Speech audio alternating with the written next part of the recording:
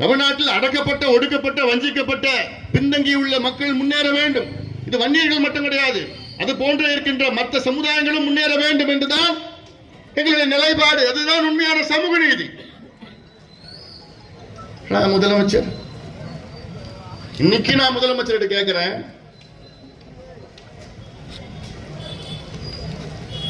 உடனடியாக வன்னியர்களுக்கு நீங்கள் 15 விழுக்காடு உள்ஒதுக்கீடு நீங்கள் கொடுத்தீர்கள் என்றால் அடுத்த தேர்தலில் நிபந்தனை இல்லாமல் உங்களை நாங்கள் ஆதரவு அளிக்கின்றோம், உங்களுக்கு ஆதரவு கொடுக்கின்றோம்.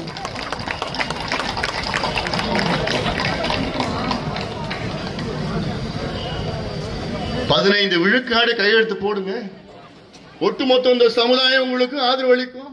நிபந்தனை எல்லாம் வேண்டாம், எங்களுக்கு சீட்டு கீட்டு எதுவுமே வேண்டாம். எங்களுக்கு உங்களால கொடுக்க முடியுமா?